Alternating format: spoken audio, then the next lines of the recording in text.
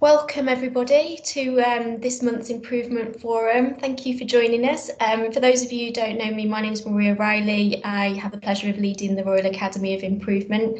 So we've got quite a busy agenda with a spotlight on a number of exciting improvements this month. So Christy's going to talk to us about our pre-assessment pathway, Liz around the fibre optic endoscopic evaluation of swallowing service. And I know we got that kit quite a while ago, so it'd be good to hear how that's progressing. Andy, wellbeing update, and then we will do a bit of a focus on how we can support you to bring any improvement ideas that you've got to life. I'll update you on the training programme, and then we'll do a few celebrating sharing success stories at the end. So should we get straight into the presentation? So Christy, are you going to talk to us about pre-assessment? I am, yes, thank you, Maria. So for those that don't know me, so my name's Christina Bennett and I'm Divisional Improvement Partner for the Division of Medicine. However, I've been working in pre-assessment, service redesign and pathway review in Surgery Division as an Assistant Service Manager. So as I mentioned, we've been looking at the whole service as a collective and the pathways, and also looking at how we can improve that service and the implementation of Mapreop, which is an online patient questionnaire. So looking back at the service, so where we started, unfortunately 40% of our patients' time was actually sat waiting to see a health professional. And this was due to the consultant surgeons attending the pre-assessment clinic to do the consenting of the patient. So it was like a dual appointment, which, as you can imagine, was quite tricky to coordinate. And unfortunately, it meant some patients, quite a large group of patients, actually were given the same appointment day and time. And again, this was to enable the patient to see the consultant and then to go on to see the pre-assessment nurses. Unfortunately as well, we wasn't able to pre-assess patients without a TCI date, which therefore didn't give us enough time to optimise patients for their procedure. We had high levels of variation of appointment type, so such as was it offered by telephone or face-to-face? And we had no anaesthetic presence, which was there, to support the nurses and to see more complex patients. So what we've achieved so far then is the consultants no longer attend pre-assessment clinic, which is a real breakthrough. It's dramatically helped us to improve the functionality of our clinics and how they're structured and how the patients can move through the department in a nice, timely manner. We now have dedicated anaesthetic time. So we've got so many sessions per week where anaesthetists actually come down to pre-assessment clinic and hold their own sessions. And then they're also on standby should any nurses need to run any particular complicated queries by them. We also have a consultant anaesthetist lead for pre-assessment, which is really, really beneficial, and that person is really driving forward all of the service improvement that we're working on. We also have a matron for pre-assessment. Again, that was something we didn't have for so many years, and that's really benefited the nurse workforce down there. We are now pre-assessing patients without a TCI date, so that gives us the ability, should we have a short notice cancellation on a theatre list, that we can actually go to a pooled lot of patients and then select a patient that is ready to go for their procedure. We can now offer a variety of appointment types, so that could be face-to-face, a telephone consultation or a video consultation. And we've now just introduced my Mapreop online patient questionnaire. So with the patient questionnaire, which I'll get onto in a moment, that then also allows the patient to complete everything in regards to their health status, everything online. So the methodology that we've then used to get to where we've got to at the moment is through a business case, and that was developed through our working group, which was a variety of key stakeholders all putting their, the contributions, their thoughts and ideas forward. And then that's how we then developed the business case, which went onto our DLT. We had a system demo, again, that was held for all the key stakeholders. It was really beneficial to see how that system worked, and we could run through any queries that we had at the time. We've held a lot of engagement sessions with all different levels of staff and other key stakeholders. Again, it's really good to get people's thoughts, queries and concerns out in the open, actually, and then that's something that to ensure we didn't miss anything within our working group. We also held our weekly implementation meetings with the provider of Mapreop, with that company, and that was something else that was still ongoing, really beneficial, even as we are now utilising that system. That's something that, you know, you might have discussed everything or thought you've covered everything, and actually you can easily go back into that company and run through any more queries or concerns that you have. And we had a fully supported training package. So we held training packages that was for a set workforce. So we had some for the nurses, the anaesthetists, the admin team, and then other stakeholders, and then those that are now gradually being brought onto the system. So Mapreop algorithm looks a little bit like this, and as you can see, it can run through a different stream of pathway depending on patient circumstances. So from the decision to treat, the patient can actually come round to pre-assessment as a walk-in to get their observations done, any swabs, and a quick assessment of their ability or their access to devices at home to be able to go on to Mapreop to complete their questionnaire online and hopefully by themselves. So we do that quick assessment as a drop-in. And then the patient can either complete the Mapreop within department. At the moment, we're having to hold off from that a little bit just due to the footfall in department. So we do a quick assessment with the patients, ensure that they could have a family member as well at home to support them. And then ideally, we get them on their way home so that they can complete the questionnaire in the comfort of their own home. Another alternative could be the Mapreop could be completed over the phone, and that would be with a pre-assessment nurse. So again, that could be perhaps the patient's gone home and they thought, yep, I can get on with this, complete the questionnaire, but they might have some difficulties. So we do give them contact numbers to get in touch with us, and then we can book them in with a nurse to complete the questionnaire over the phone. So the nurse would ask the patient the questions over the phone while they input the data. And then, as I've already mentioned, actually, they can complete it at home, and that is the ideal scenario. But, you know, we work with patients and there's all sorts of different situations that could occur. So once we've received that questionnaire, which can be submitted, which is all online, then the results are then reviewed by one of the pre-assessment nurses in department. And on that assessment, when they're going through the questions that the patient's completed, the nurse can make a decision as to whether does the patient need to come back for some further face-to-face input from the nurse, or can something be done over the phone, over video with the nurse? Do they need to actually see an anaesthetist?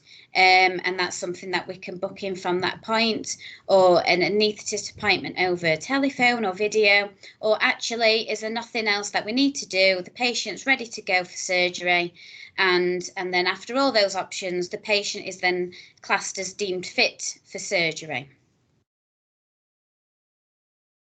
So where we are now then, so as I've mentioned, we have implemented Mapreop. So far, we have only gone live with one specialty in gynecology, and we started that on Monday, the 8th of March.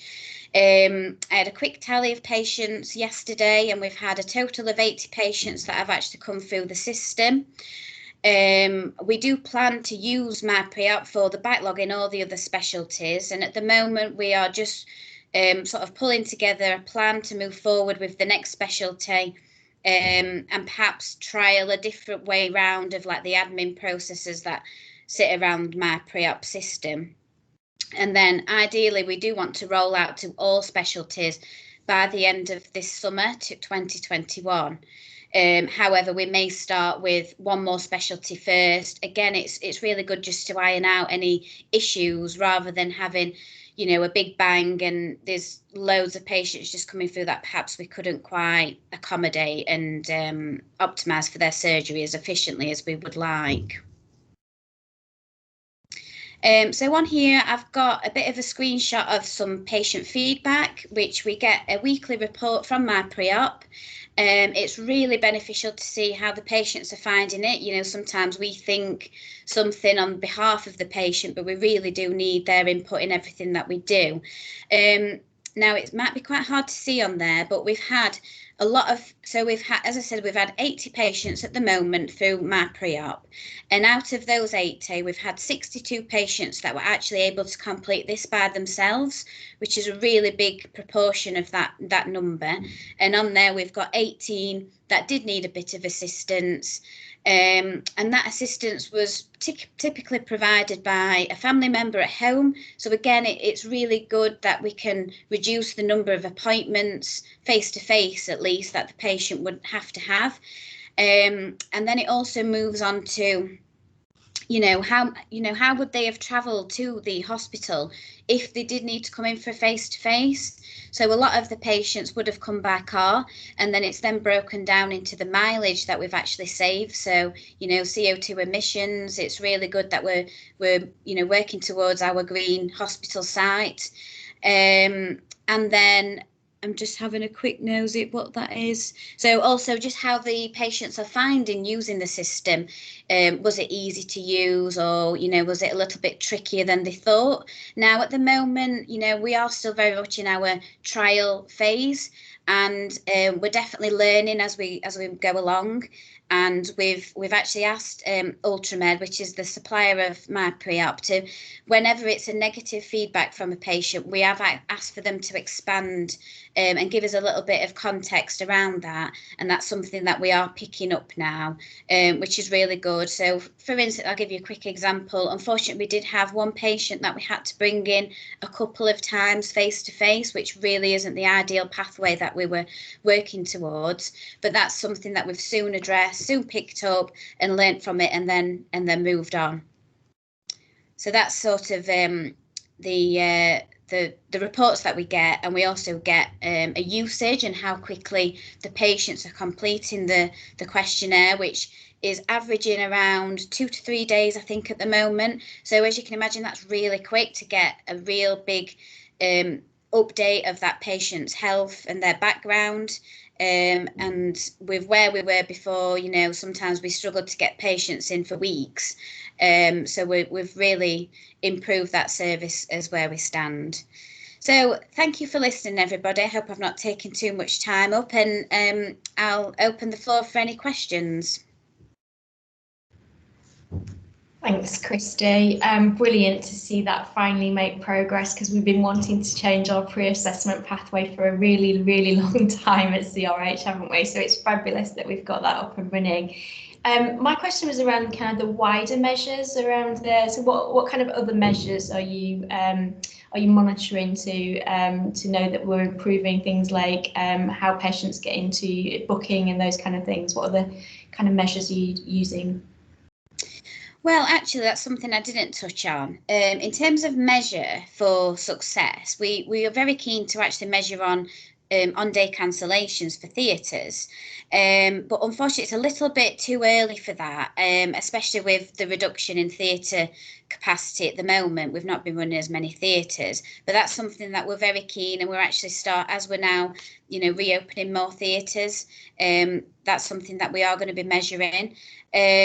Also, just, through the reports that I did touch on there, it does tell us how many patients we've had to bring in face-to-face, or alternatively, did they manage to complete the questionnaire online? So that's something we're quite keen to measure on. Have we reduced the number of face-to-face appointments for patients, and also actually how quickly that we get that patient optimised for their procedure.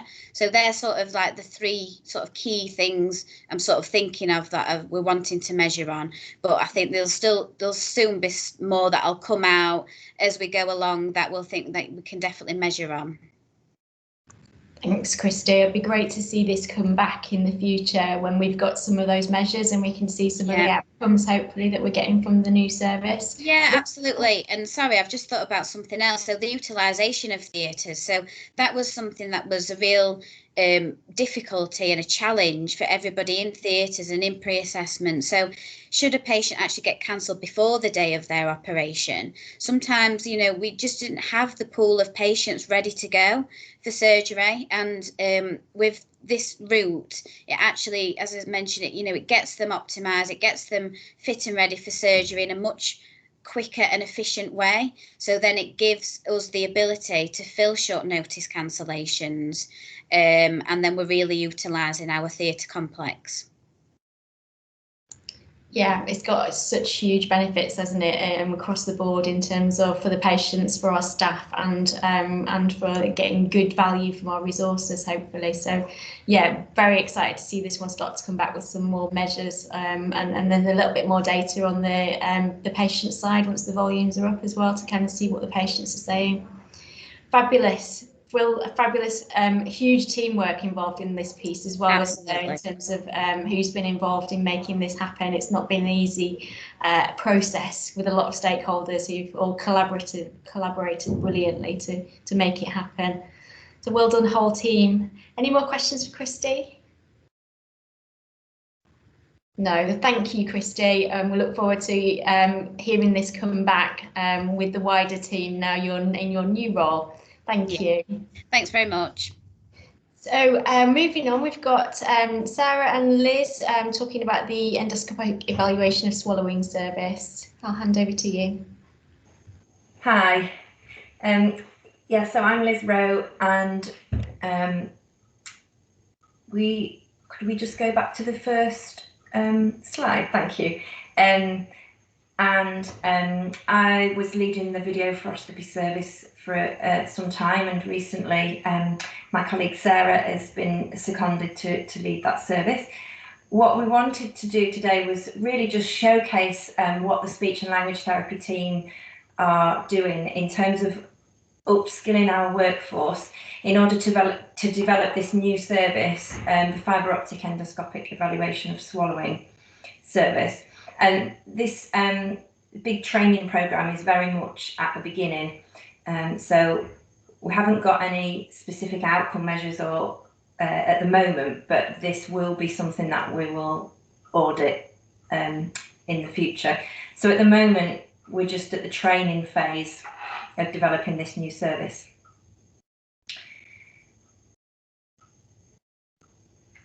Can I have the next slide, please? Thank you.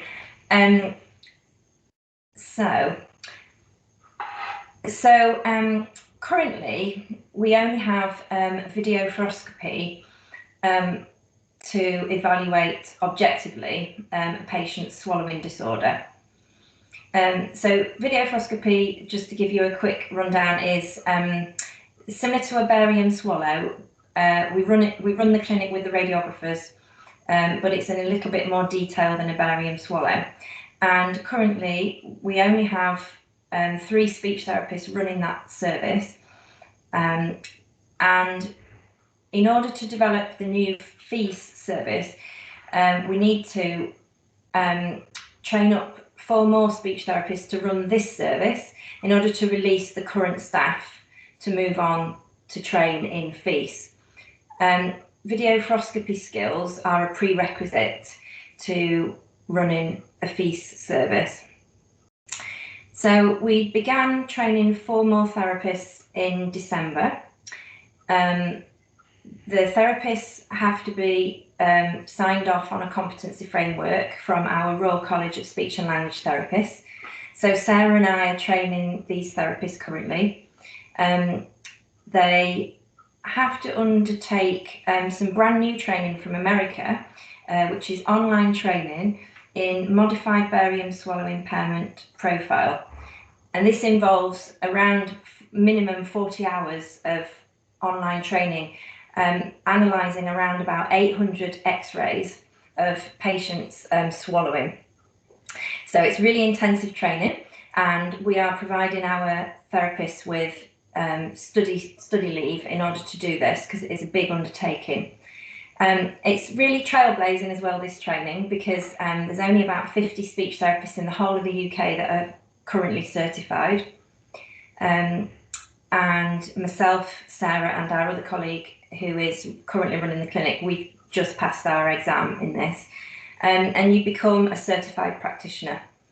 And this is quite attractive training for our therapists to undertake, because once you've actually got your license to practice, you do take that with you to whichever trust you work in. And then finally, the therapists have to undergo the internal radiation awareness training as well. Next slide, please. So the second sort of wave of this big training programme is for the 4 therapists who currently run the video fluoroscopy service to go ahead and undergo the training for FEAS. So again, we will have to be signed off by ENT consultants and competent speech therapists from around the UK on a competency framework from the Royal College of Speech and Language Therapy. So we're expecting this to take us over a year, probably. First of all, we're getting an outside agency to come in April to teach us the theory, and then we will learn how to put the camera down people's noses and have a look into the throat and the voice box, and give patients food and drink, have them swallow, and watch whether it goes down the wrong way or not. That's in a nutshell what will happen. Currently, most district general hospitals around the UK have this service already up and running. So we're really excited about this, because this is going to bring us in line with other trusts. And currently we have ENT consultants who will sometimes do this kind of examination with us at our request, but it's a very gross version of this. And then we've also just recently recruited a new Band 6 speech therapist to help us backfill, so that the speech therapists in the team can fulfil all these requirements. As I said, it's a massive undertaking, because around 9 of our speech therapists are directly involved in this upskilling. 9 out of 15 of us speech therapists. So why are we upskilling? Video fluoroscopy and FEAS, they're 2 objective ways of examining the swallowing, but they are the only way to accurately determine risk of aspiration. We do bedside swallowing assessments, but we can only glean so much information from those. And we want to really target our intervention for therapy really accurately as we can. And so having both of these services will equip us to provide the best possible service that we can for our patients with swallowing disorders. So there are multiple benefits to both staff and patients of having both of these services. Once we've got the FEAS service, once we're skilled up and we've got the service up and running, we'll be able to choose the most appropriate one of these assessments for the patient. Some patients will require both a FEAS and a video fluoroscopy, but what we have currently, the video fluoroscopy, only gives us, the 2 examinations do look at slightly different things, and the video fluoroscopy only gives us a certain amount of information about the muscles of swallowing. Because the equipment that you saw in that earlier photograph, the equipment, the stacking system and camera, it's mobile, and we can take it up to the wards and do the examination at the bedside. So potentially having the FEAS service will also reduce the length of stay for inpatients.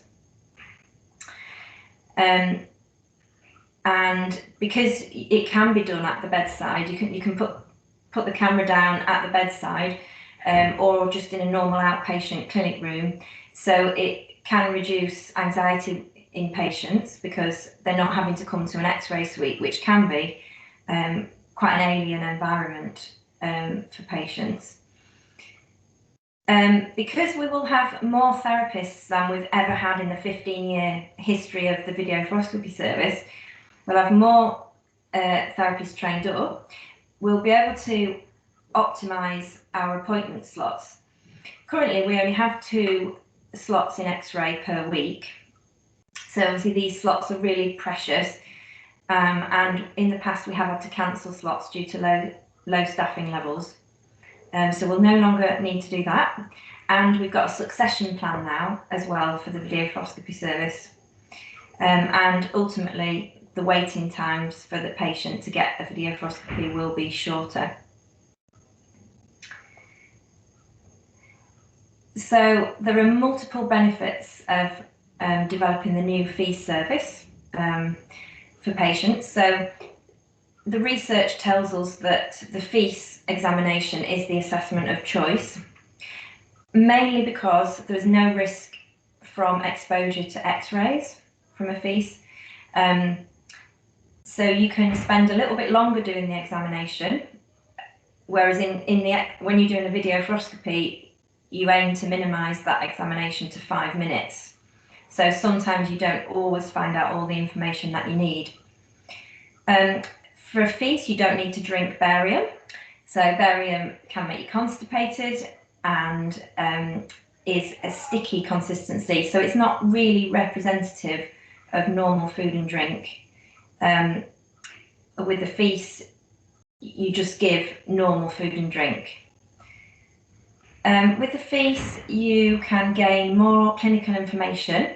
So information on the tone of the muscles, secretions, and how much sensation the patient's got. So it just gives you a more comprehensive clinical picture. And also for patients who are quite poorly with respiratory problems, or patients who are at very high risk of aspiration, we may not want to actually give them anything at all to eat and drink because of the risks. We might want to manage them more conservatively. And so with the FEAS, you can just place the scope, have a look down into the larynx and glean lots of information without actually needing to give them anything to eat or drink. Next slide, please. And finally, but really, really importantly, we want to just point out the benefits to the staff of developing this new service, because this is something that staff have been asking to develop for about 15 years. And already we've seen an increase in staff morale, just with the pending professional development opportunities that are on the horizon. And also knowing that there's a plan to have more staff trained up so that the workload can be spread. We anticipate that job satisfaction will increase because we'll know that we're delivering the highest standard of care that we can, and we'll be confident that the clinical information that we're providing for doctors, GPs, dietitians and all the other clinicians in our MDT, that information will be as accurate as it possibly can be, so that we will be confident that we'll be getting better patient outcomes. And ultimately, we hope this will lead to increased staff retention. Is there anything you'd like to add, Sarah? I think you've covered everything there, Liz. I think I just wanted to highlight on that last slide how important it is for staff morale and knowing that they're doing the best job that we can as speech therapists. Something that came out of our recent staff survey was staff needed the equipment to do their job properly, and we're hoping that this is the solution to that for the patients that can't get to video fluoroscopy. We just have to make decisions on very limited information, and I think as a team we all feel very uncomfortable about that. So we're hoping this is a solution to therapists feeling that they can do a good job with the best, most accurate information they can.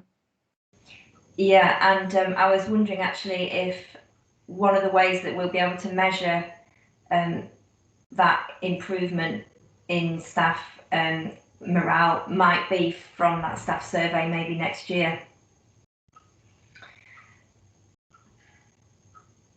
Thank you, Liz and Sarah. Thank you both. That's brilliant. It's really fabulous to hear about another improvement that's been a long time in the making finally come off.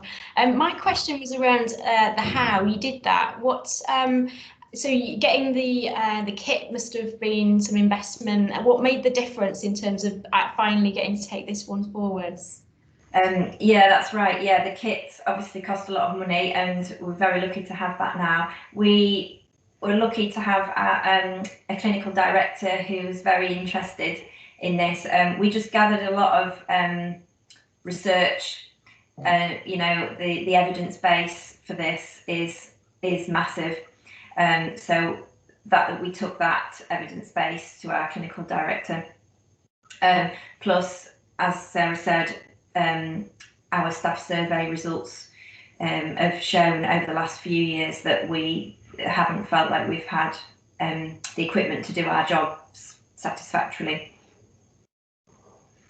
Brilliant. That's really good to hear that you got that support. And as you say, really great that we're going to be at the forefront of doing something for you know, a small little DGH like Chesterfield. We're going to be hopefully recruiting more people who want to come and work with us. So it's fabulous and really great outcomes for patients, it sounds like, as well. Lovely. Any more questions for Liz or Sarah?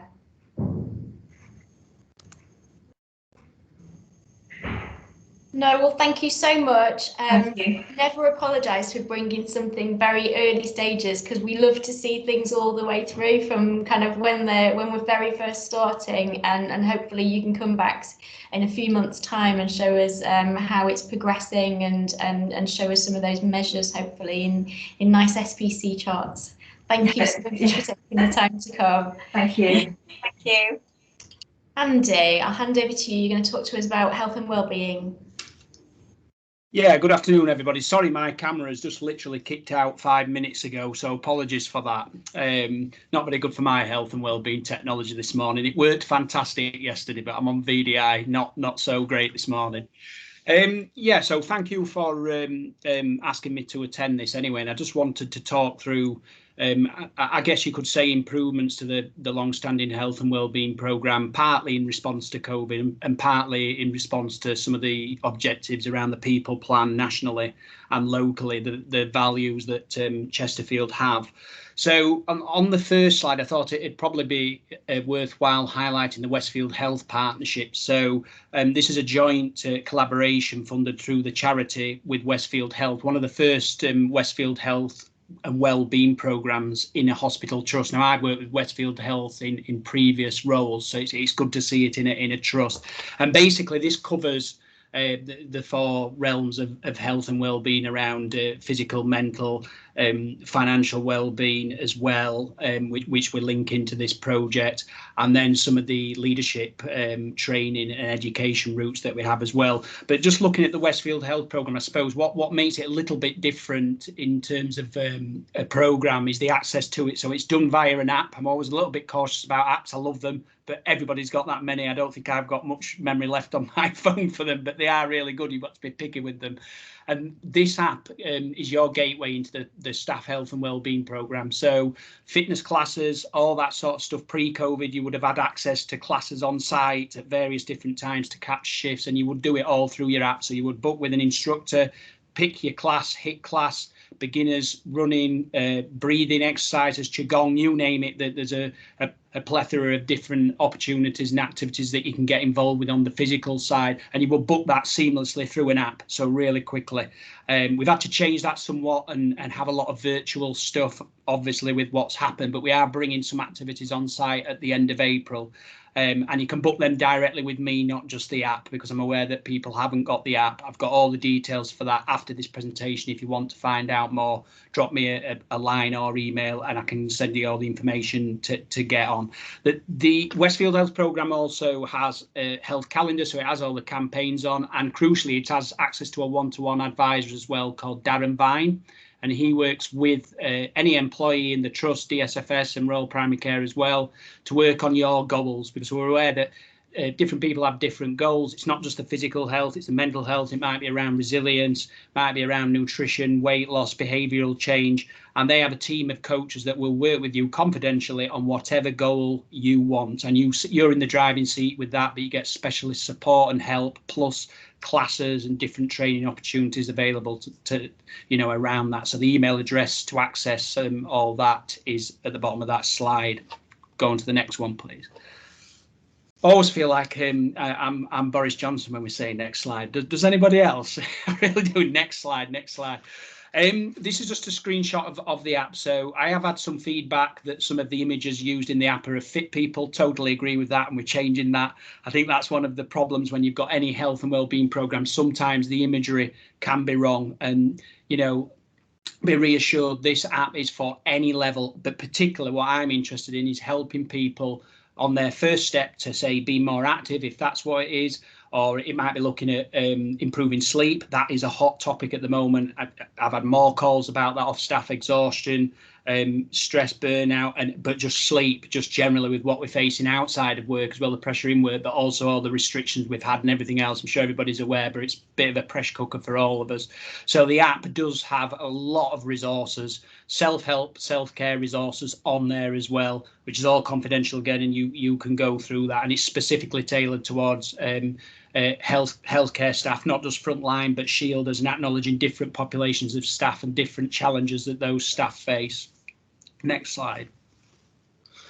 We also introduced the Thrive app. So this was a system-wide collaboration across Derbyshire. So what we've tried to do is have a health and wellbeing offer that's consistent across the patch, if you like. So if you were to move trust, you've pretty much got a like-for-like health and wellbeing model, and that's just to try and keep staff within the system, trying to attract and have Derbyshire as a place to settle with your career and stay and be invested in and be supported as a member of staff. So we've had a lot of measures put in place across the system, of which Thrive is one of them. And Thrive's an evidence-based app, so one of the only apps which is approved by the NHS as well.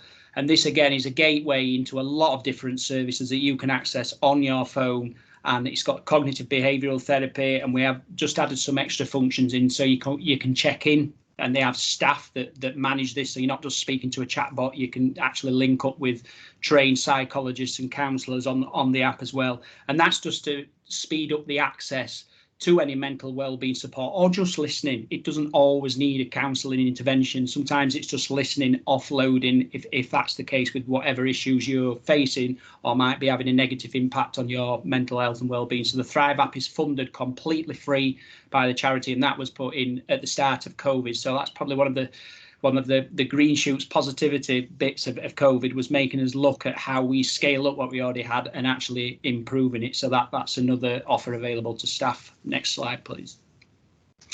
I think what we've also found with feedback as well is as much as the digital innovation is of a benefit to us, and it absolutely is, because it does widen the access, we also, in certain circumstances where there might be a counselling intervention needed, again confidentially. So we have Ashgate who run the face-to-face stuff. So we are aware that for some members of staff, that rapport building with a counsellor, with a worker, to work with that individual on improving some of their challenges and going through some of the cognitive behavioural therapy treatment, for example, is a must. So I think with the health and wellbeing programme, it's about having a range of options, and that's balanced with not having too much that it overawes people, because that can be an issue, and there's a lot out there, but also giving people different access options, so people can link up with a mental health first aider in the trust, and we have 24 of those.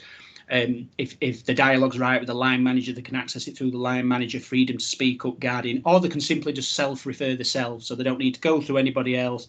They can just access this information by emailing that address there or phone number, and they can access Ashgate Hospice Care, and they have a team of therapeutic workers that come on site, and they are on site now at the moment, offering one-to-one sessions. And for example, that's just to get away from the waiting list of going through your GP, for example, where you can access mental health and wellbeing support, but you might have a little bit of a wait. this is like a rapid access, a bit like the physiotherapy that we've got for staff at the moment, the rapid access. We're trying to get mental health support on par with the physical health side. So we've got rapid intervention. You can access that straight away. So on there are just a couple of the different menu of services that they offer, including a virtual wobble room, the face-to-face stuff, reflective practice and huddles as well. So just getting teams used to a quick 10-15 minute check-in with each other, a little huddle as they call it. We've got recordings on YouTube that people can access if they want to know how to run their own huddle, and a few members of staff have already done that. We're rolling that out this year, scaling all that up, so look out for that. Next slide, please. I don't need to talk too much about this because I've covered most of it already. This is just a nice visual with just some of the things that we've lined up, and I think it's probably important to just draw your attention to the bottom right hand corner there, the national support phone line. So there's an absolute ton on the NHS People website nationally, what's available to any NHS colleague, staff member, and on that there's leadership, there's mentoring opportunities. There's also a separate organisation called Doctors in Distress, which is run by Claire Gerarda, Professor Dame Claire Gerarda, and that's got online peer support groups that critical care staff can join in nationally with each other and just have a platform to discuss confidentially some of their challenges, some of the sticking points and issues, and that's on a national level. Anybody can access those, and they have different support groups for different members of staff. They also have the national staff line, which is available to anybody, and again, that's just pick up. You can text as well and they'll get back in touch with you, and that again is a gateway to a lot of different levels of support that you can access. Next slide. And yeah, wrapping that up on the left-hand column is just all the general stuff. So I've talked a lot about mental health and wellbeing support, which is quite right of me to do because that is a massive focus. We've got a lot of services, reactive services, I guess, so services that are there when you need them. But I'm also very keen coming down the pipeline in the preventative side of stuff. So stopping people getting to a point where actually they are at a crisis or they are at a point where they may need extra help. And of course, there's always going to be those individuals and it can affect anybody that might need a level of intervention that is counselling, etc. And we've got those services, so be reassured we've got those services at Chesterfield to support you through that should you find yourself in that situation. But below that, we've got a lot of the general health and well-being stuff. So the importance of nutrition, the importance of connection, the social connections which we've all missed through COVID, and we realise now how important the family, the friends, the colleagues, the corridor chats, all those little things that are going on, how important they are to our overall health and well-being. And we also have some stuff on financial well-being, so we've introduced some pre-retirement courses. We've got free will writing, for example, practical type services that's completely free, so that would save a couple £100, for example. And then we've got also the support group, so we've got menopause, and we're doing some work with the group, restarting the group this year with some activities, and a lady called Sue Copeland from Barnsley, and she's going to be running some of those Meno support groups for us. And then we've also got long COVID. Obviously that's an issue at the moment, so we're setting up a group with long COVID. So there's a lot of different groups attached to health and wellbeing, which is a peer support network, so people just sharing experiences, especially with long COVID where it's such a new thing and there's a variety of different symptoms that are affecting staff differently. We're going to be setting that up as well. So again, that's the email address, that's the gateway to all the Chesterfield stuff. And again, in the slides that I've just talked about before, that links you into the regional and then the national stuff. So I think it's fair to say that we've built a lot since COVID. I think mental health was given to me as a focus anyway when I first started in the trust before COVID. That was a big focus. Let's get that up and running. Let's make improvements. Let's increase the accessibility, the confidentiality piece around it, and make sure staff are aware of it. I think COVID's probably accelerated that. Well, definitely accelerated that for me. So there's been an improvement in terms of that. So happy to take any questions. I know I've rattled through a hell of a lot there really quickly. Again, if you don't feel comfortable with the question on this platform, just get in contact with me outside. Thank you, Andy. That's really brilliant. Claire, have you got a question? Actually, I just wanted to say thank you, because he actually really helped me yesterday, and I actually used this with a member of my staff that was really struggling and hadn't got a GP, and I managed to signpost her to all of this help yesterday within about 3 hours. So it's absolutely fantastic. So I just wanted to say that. No, thank you for that. And it's good to hear, because sometimes, well, especially at the moment, when you're behind the screen, you've got all this support out there. It's because it's confidential, and it has to be confidential. You're only aware of some of the people that might refer on to me. The rest of it you don't know until you're in these platforms, and somebody might be willing to share and say, actually, I use that. So that's really useful. Thank you. Thank you. Thanks for giving the feedback, Claire. It's brilliant to hear that for Andy that some of this is kind of paying off. I think my question was related to that, Andy, and because some of it's obviously confidential, are there any ways that we can kind of measure our success and know which elements of this are working and being accessed, and kind of how we could develop some of those for the future?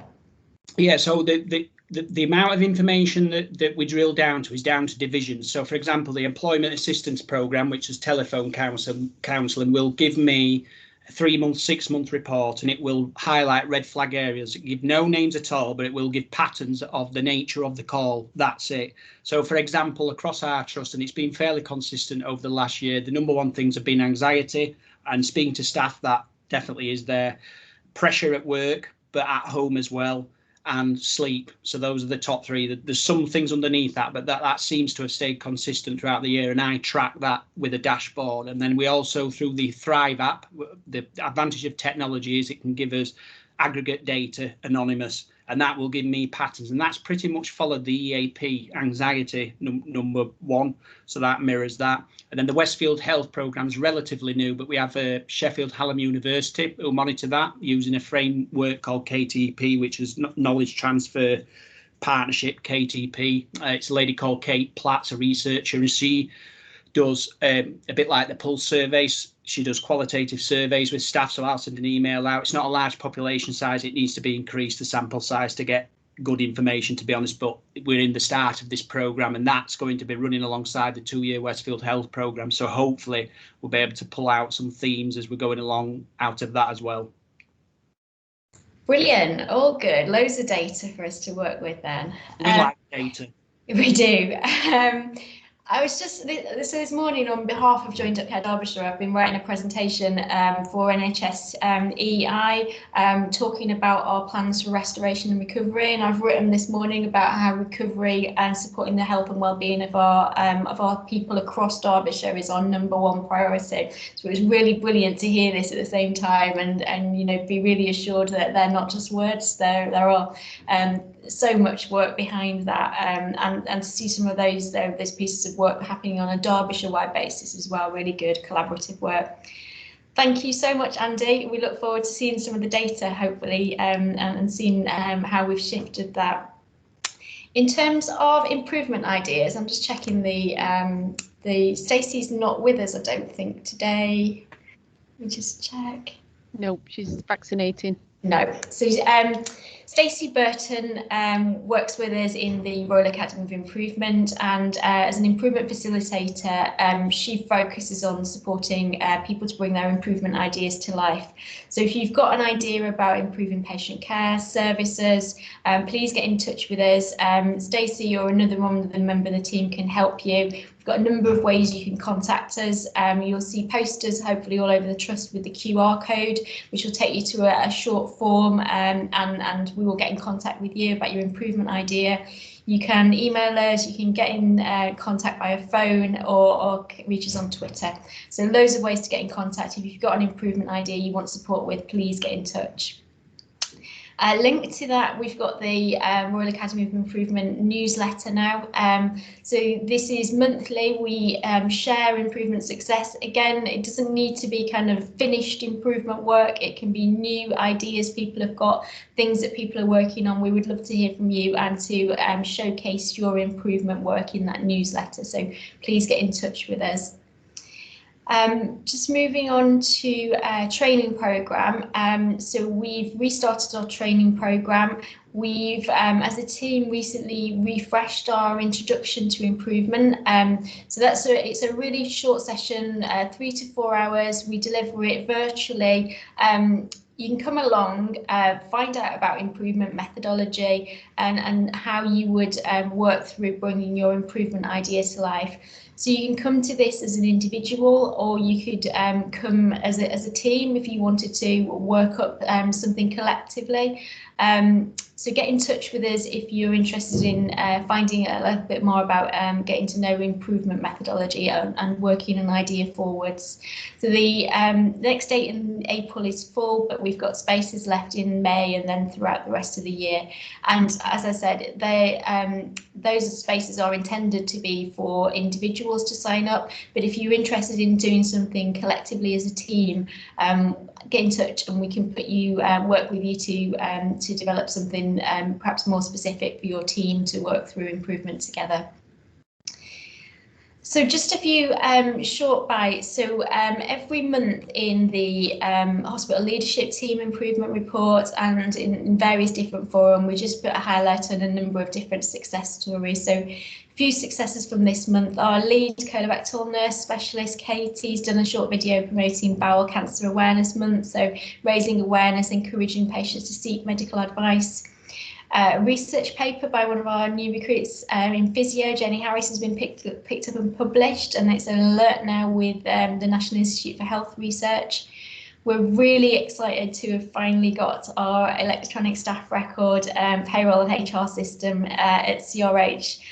We were one of the last places in the country to have this system, and it goes across the rest of the NHS. So that will open up going forward some really exciting opportunities around self-service portals for people to review and make changes on their own information. Next slide, please. So really exciting, our Haematology and Oncology Pharmacy team have been named Pharmacist Team of the Year. I'm hoping they will come and talk to us about, at a future forum, about the work that they've done. They were recognised for the way that they've improved their service, developed it over a period of time, but also how they've adapted in response to COVID. And they've highlighted some particular areas, things like remote working, things like setting up a satellite pharmacy in the NGS Macmillan unit, and then adapting the way that they've delivered regimes as well, and also training their staff to work differently for the future. So we definitely want the team to come and talk to us in a little bit more detail about what they did, but congratulations to them. Our neonatal team as well been working to introduce new tech. So there's a new app that's been introduced where, so when visiting's been restricted and less of the family have been able to come in and see babies, the app enables you to kind of put video stories together and to share photographs and to share details about the baby care, which is brilliant with the wider family. So congratulations and well done to them. Our urology team have been working really hard for some time to get some new kit brought into the trust for transperineal prostate biopsy. So it's a biopsy that previously was only offered off-site. So if a patient needed it, they had to go into a different trust, which meant that they had to delay in their cancer pathway. So the team have worked really hard to get that kit, to get the resources, to get the training, and we're really excited to be able to introduce that on site. It's got brilliant benefits for patients because it's a more accurate prostate cancer diagnosis. It's done under local anaesthetic, and yeah, benefits all around for patients. So really excited that we've got that new diagnostic on site. Thanks to Utilita Energy, we've got 2 electric cars, so our youngest patients can now drive themselves to surgery, which is fabulous. Really looking forward to seeing those on the corridor. Our CAMS team have been doing some work as part of Autism Awareness Week to highlight a page about Kenzie, who uses poetry to get across what it's like to be diagnosed and live with ASD. So again, really brilliant highlight on Kenzie. And this month we also welcome Tim Stevenson, our new human factors training lead. So we're really excited about that as well. Human factors obviously links so closely across with the improvement training in terms of educating staff about how what's happening around us can influence and affect how we communicate. So I'm really excited to have Tim join us. And again, we hope Tim will come and present a future improvement forum on his work. We've pre-op, so this is highlighting the presentation you've already had, but making sure that people across the trust who read the improvement report are also aware of that.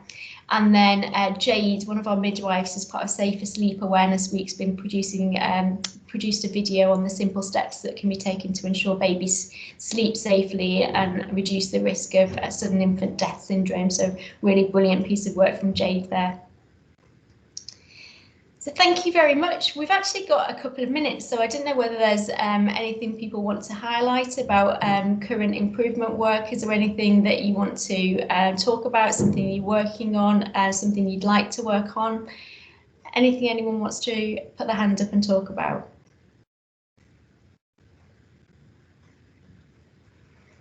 No, well, if you, Andy, do you want to come back in? Yeah, just quickly, just say one of the projects that we're looking at the moment as a bit of a legacy of all this additional health and wellbeing support is the Health and Wellbeing Hub, and the charity is looking at building a health and wellbeing hub dedicated to staff for staff to use with various facilities in. Now it's at a talking point. I think there's half of the funding pledged, and there's a professional fundraising team working with the hospital charity in terms of taking that vision forward. Westfield Health already pledged a substantial amount of money to it as well. So it's a very exciting vision at the moment, but we have got some plans drawn up and things are progressing quite quickly. So it's just one to keep an eye out on. Thanks, Andy. We hope to hear more about that as plans develop. Really exciting news. Any more thoughts? Well, if you have been inspired through listening to any of that to come and present at a future forum, we would love to hear from you. Thank you very much for taking the time to attend, and we hope to see you again next month. And please get in touch with us if you've got an improvement idea. Thanks all. Thank you. Bye.